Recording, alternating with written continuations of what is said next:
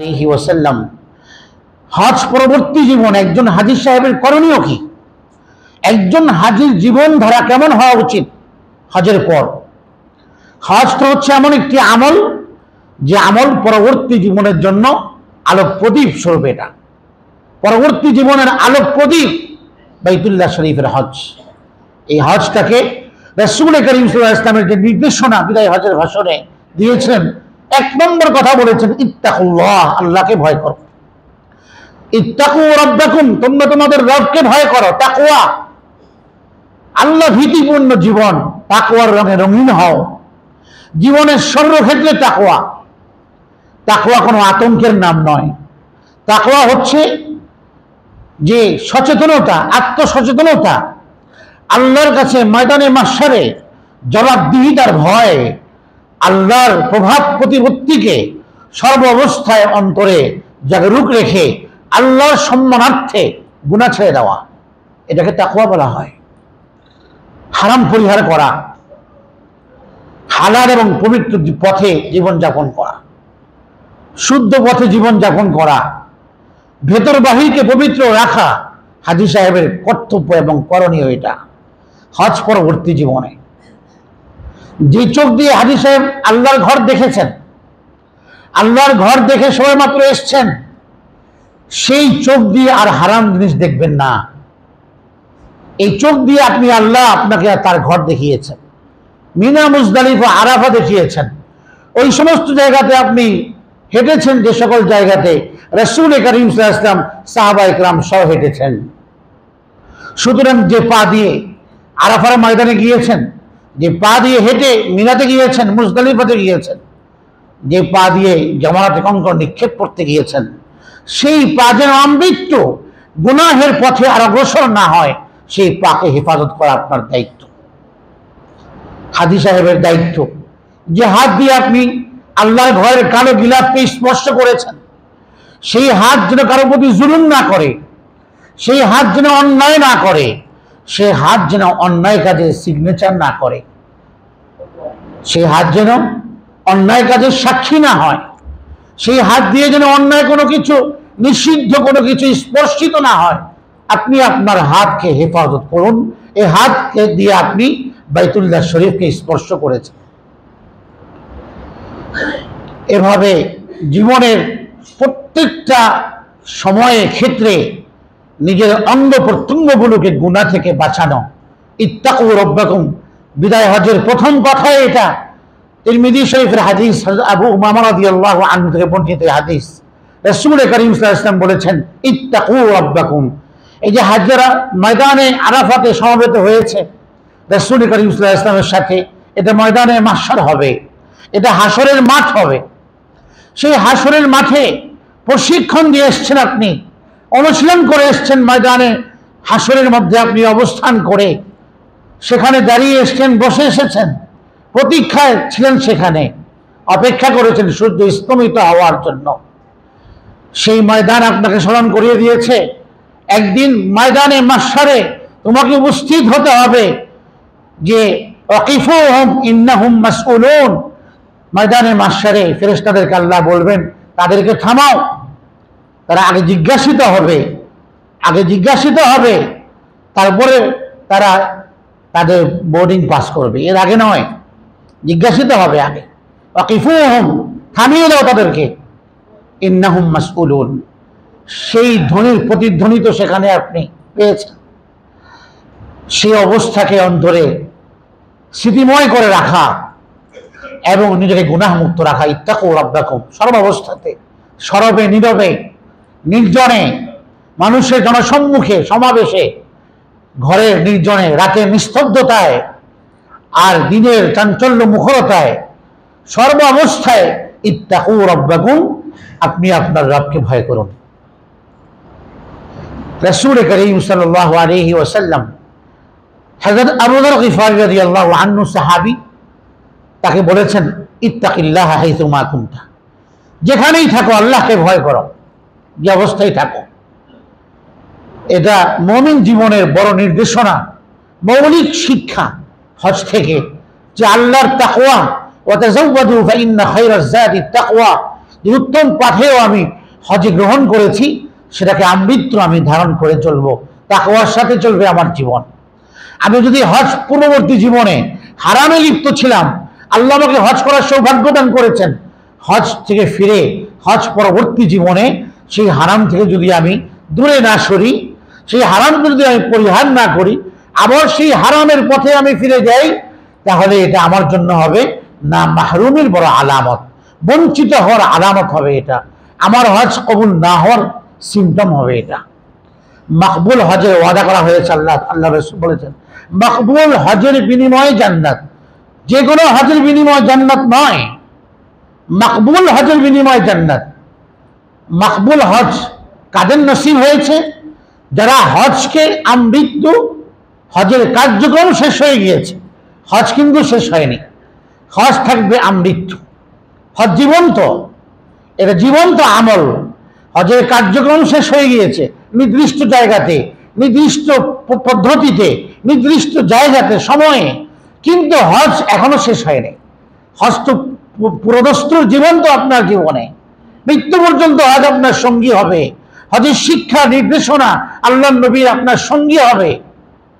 এই নির্দেশনাগুলোকে ধরে রাখা, এটা চর্চা করা হজ পরবর্তী জীবনে হাজী সাহেবের জন্য করণীয় কাজ। তাহলেই তার হজ মকবুল হজ হবে। যদি হজের পরবর্তী জীবনে, হজ পরবর্তী জীবনে গুনাহমুক্ত জীবন যাপন করতে পারে হাজী সাহেব, তাহলে তার এই হজ মকবুল হওয়ার লক্ষণ। এই হজ আল্লাহর কাছে কবুল হয়েছে। আপনি যে মানসিকতা নিয়ে, যে মনোভাব নিয়ে, যে মোহাব্বত এবং দরদ নিয়ে, ভালোবাসা নিয়ে নবী করিম সাল্লাল্লাহু আলাইহি ওয়াসাল্লামের রওজায়ে আকদাসে গিয়ে সালাম নিবেদন করেছেন, যে রওজায়ে আকদাসে রব্বুল আলামিন আপনাকে দাঁড় করিয়ে দিয়েছেন তার হাবিবের সামনে, আপনি সালাম দিয়েছেন নবীকে, নবী আপনার সালাম শুনতে পেয়েছেন, সেই নবীর সুন্নত যেন আর জীবনে আপনার না ছোটে। আপনার প্রাত্যহিক জীবনে, দৈনন্দিন জীবনে, জীবনের সব ক্ষেত্রে মুহাম্মদুর রাসূলুল্লাহ সাল্লাল্লাহু আলাইহি ওয়াসাল্লামের আদর্শ থেকে যেন আপনি বিচ্যুত না হন। হজের বড় নির্দেশনা এটা আপনার জন্য। আপনাকে আল্লাহ তার হাবিবের সামনে দাঁড় করিয়েছেন, এই হাবিবকে আপনি ভালোবাসার সর্বোচ্চ না দিয়ে আবেগ মাখা সালাম দিয়ে এসছেন, এই হাবিবের রিয়াদুল জান্নাতে আপনি বসে এসছেন, নামাজ পড়ে এসছেন, দোয়া করে এসছেন।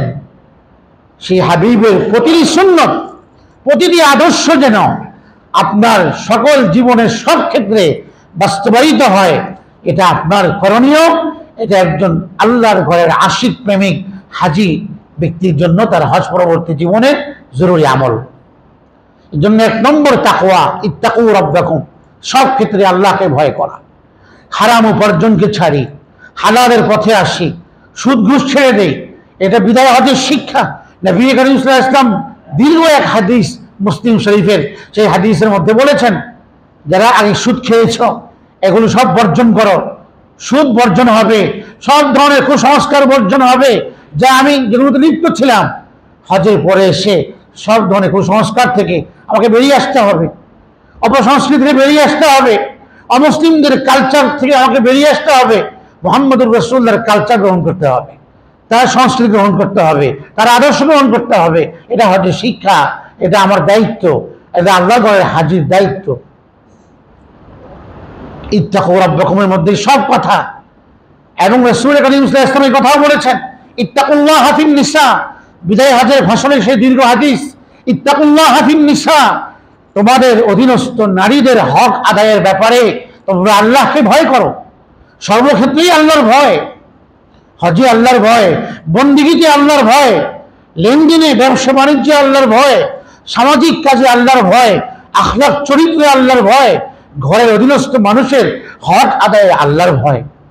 ইত্তাকুল্লাহা ফিন নিসা, নারীদের ব্যাপারে, অধিকারের ব্যাপারে, যে নারীর অধিকার নিয়ে মানুষ এক শ্রেণীর ভোগবাদী মানসিকতার মানুষ, যারা নারীর অধিকার নিয়ে সোচ্চার থাকে অথচ তারা নারীকে অধিকার দেয় না, সেখানে ইসলাম বিদায় হজের ভাষণে রাসূল করিম সাল্লাল্লাহু আলাইহি ওয়াসাল্লাম ১৬ লক্ষ সাহাবীর সামনে দায়িত্বহীন কণ্ঠে নারীর অধিকারকে সমুন্নত রাখার জন্য নির্দেশ দিয়ে গিয়েছেন, ইত্তাকুল্লাহা ফিন নিসা, ইসলাম নারীকে যে পরিমাণ অধিকার, নারীকে যে সমুন্নত জায়গাতে রেখেছে, আজকে যারা ইসলাম সম্পর্কে, যারা নারীর অধিকার সম্পর্কে বলে ইসলাম ঠকিয়েছে, ইসলাম সম্পর্কে তাদের কোনো জ্ঞানই নেই, ইসলাম সম্পর্কে তাদের অজ্ঞতা, তাদের কুধারণা, এই সমস্ত বিষয়ের জন্য দেয়। রাসূল করিম সাল্লাল্লাহু আলাইহি ওয়াসাল্লাম বলেন, ফাইন্নাকুম আখাযতুমুহুন্না বিআমানিল্লাহ, তোমরা এই নারীদেরকে বিয়ে করেছো, বিবাহ করেছো আল্লাহ নিরাপত্তা, আল্লাহর হুকুম মেনে। ওয়াস্তাহলালতুম ফুরুজাহুন্না বিকালিমাতিল্লাহ, তোমরা তাদের লজ্জাস্থান, তাদেরকে ব্যবহার করা তোমাদের জন্য বৈধ হয়েছে আল্লাহর কালিমার মাধ্যমে। সুতরাং তাদেরকে তাদের হক আদায়ে সচেতন হও। নারীদেরকে আল্লাহ রাসূল বলেছেন, তোমাদের স্বামীরা তোমাদের যে সকল পরপুরুষদেরকে তাদের সাথে ঘনিষ্ঠ হওয়া এবং তাদের সাথে সখ্য রাখাকে অপছন্দ করেন, সেই সমস্ত পুরুষদের থেকে নিজেকে দূরে রাখো। স্বামীর অধিকার, স্ত্রীর অধিকার কি হবে, স্বামীর অধিকার কি হবে স্ত্রীকে বলে দিয়েছেন, স্ত্রীকে অধিকার হবে স্বামীকে বলে দিয়েছেন। রাসূল করিম সাল্লাল্লাহু আলাইহি ওয়াসাল্লাম বলেন, একজন হাজী ব্যক্তির হজ পরবর্তী জীবনের করণীয় কাজ হলো আল্লাহর ভয়, ওয়াসাল্লু খামসাকুম, 5 ওয়াক্ত নামাজ জামাতের সাথে আদায় করা, নামাজের মাধ্যমে আল্লাহর সাথে আল্লাহকে দেখার, আল্লাহর দর্শনের যোগ্যতা অর্জন করা। ওয়াসুমু শাহরাকুম, এবং রমজান মাসে রোজা রাখা, এগুলো একজন হাজীর দায়িত্ব। ওয়াদু যাকাতে আমওয়ালিকুম, তুমি আল্লাহর ঘরে হজ করে এসছো, তোমার সম্পদের যাকাত সঠিকভাবে আদায় করো। ও আতিউ যা আমরিকুম, এবং যাদের আদেশ মানা তোমার জন্য জরুরি, দ্বীনি বিষয়ে, রাষ্ট্রীয় বিষয়ে, তাদের আনুগত্য করো। তাদখুলু জান্নাত রাব্বিকুম, এই কাজগুলো করলে তোমরা তোমাদের রবের জান্নাতে প্রবেশ করে যাবে।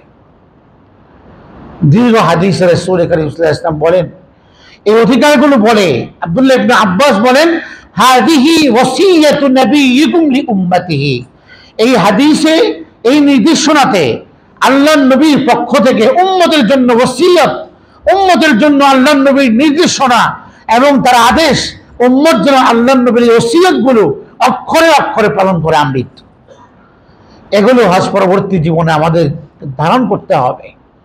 আমার হজ যেন মৃত্যু বাকি থাকে, আমার হজ যেন নষ্ট না হয়, হজকে আমাকে ধরে রাখতে হবে, গুনাহমুক্ত জীবন যাপন করতে হবে, অশ্লীলতা মুক্ত জীবন যাপন।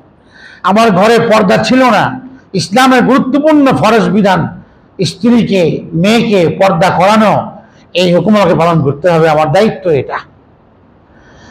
আমি আমার স্ত্রীকে বেপর্দায় চালিয়েছি, যেখানে সেখানে নিয়ে গিয়েছি, হজ করে এসেছি, আল্লাহ আমাকে তৌফিক দিয়েছেন হজ করার, তার ঘর জিয়ারতের সৌভাগ্য দিয়েছেন। আমার করণীয় দায়িত্ব হলো এখন আমার স্ত্রীদেরকে পর্দার ভেতরে আবৃত করা, আল্লাহর হুকুমের অধীনস্থ করা, আল্লাহর হুকুমের অধীন করা। এটা আল্লাহর ভয়, এটা সবার আগে থাকবে, যে অবস্থায় আমি থাকি না কেন। এটা আল্লাহর ভয় আল্লাহ নবীর সাথে রুহানি সম্পর্কে মজবুত করে দেবে। মুআয ইবনে জাবাল রাদিয়াল্লাহু আনহুকে রাসূল করিম সাল্লাল্লাহু আলাইহি ওয়াসাল্লাম কথাই বলেছেন, ইন্না আউলান নাসি বি আল মুত্তাকুন মান কানু হাইসু কানু। এক ঐতিহাসিক কথা, মুআয ইবনে জাবাল ইয়ামানের গভর্নর হিসেবে যাচ্ছেন, মুহাম্মদুর রাসূলুল্লাহ সাল্লাল্লাহু আলাইহি ওয়াসাল্লাম তার ঘোড়ার লাগাম ধরে হাঁটছেন, হেঁটে চলেছেন, আর তিনি মুআয ইবনে জাবালকে উটের উপর বসিয়ে, ঘোড়ার উপর বসিয়ে বাহনে নসিহত করে যাচ্ছেন।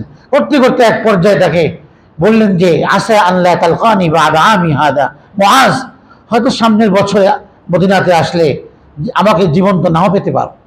ইঙ্গিত করলেন ইন্তেকালের। মুআয রাদিয়াল্লাহু তাআলা আনহু, নবীজি বললেন, হয়তো আমার কবরের পাশ দিয়ে তুমি অতিক্রম করবে, হয়তো আমাকে নাও পেতে পারো। মুআয ইবনে জাবাল বুঝে গেলেন যে আল্লাহর নবী তার ইন্তেকালের ইঙ্গিত করেছেন। ফাবাকা মুআযুন জুশআন লিফিরাক রাসূলিল্লাহ সাল্লাল্লাহু আলাইহি ওয়াসাল্লাম, আল্লাহর নবীর বিয়োগ ব্যথাতে, বিচ্ছেদ বেদনায় তিনি এত বেশি কাঁদলেন, হেঁচকি হয়ে কাঁদলেন, এত বেশি কান্না করলেন। একজন সত্যিকার কর্মী, একজন সত্যিকার সহচরের, তার নেতার প্রতি, তার লিডারের প্রতি যে আকুণ্ঠ ভালোবাসা, যে নিঃস্বাপূর্ণ নিখুঁত ভালোবাসার এক জ্বলন্ত প্রমাণ মুআয ইবনে জাবাল দিচ্ছেন। আল্লাহর নবী আবেগাপ্লুত হয়ে গিয়েছেন, অশ্রু সজল হয়ে গিয়েছেন। ফালতাফাতা, যখন নবীজি মদিনা থেকে ঘুরে গেলেন, যেন মুআয তার অশ্রুসিক্ত এই নয়ন দেখতে না পায়, অশ্রু সজল চোখ দেখতে না পায়। আরো বেশি দিনে ব্যথিত হবেন। নবীজি ঘুরে গেলেন, এরপর মুআজকে বললেন, মুআজ এক ঐতিহাসিক কথা শোনো, স্বর্ণালী কথা, লিখে রাখো এই কথাকে তোমার জীবনের খাতায়। সেটা হচ্ছে আমার সাথে তোমার সম্পর্কের ভিত্তি কি? তোমার সাথে আমার সম্পর্কের ভিত্তি হলো, আমার সাথে তোমার সম্পর্কের ভিত্তি হচ্ছে তাকওয়া, আল্লাহ ভীতি। এটা হচ্ছে তোমার সাথে আমার সাথে তোমার সম্পর্কের মূল মানদণ্ড, মাপকাঠি, ভিত্তি। যদি তাকওয়া ঠিক থাকে তোমার ভেতরে, তুমি আমার থেকে যোজন যোজন দূরে থাকলেও, হাজার মাইল দূরে থাকলেও, তুমি আমি মুহাম্মদুর রাসূলুল্লাহর খুব নিকটে, খুব নিকটে, খুব কাছে। আর যদি তোমার ভেতরে তাকওয়া না থাকে, তুমি যদি গুনাহের পিচ্ছিল পথে চলো, হারামের অসতর্ক অভিশপ্ত পথে চলো, তাহলে তুমি আমার ফিজিক্যালি আমার অনেক কাছাকাছি হওয়া সত্ত্বেও তুমি আমার থেকে বহু অনেক হাজার হাজার মাইল তুমি আমার থেকে দূরে। বুঝিয়ে দিলেন তোমার সাথে আমার, নবীর সাথে সাহাবীর, নবীর সাথে উম্মতের সম্পর্কের ভিত্তি হচ্ছে তাকওয়া।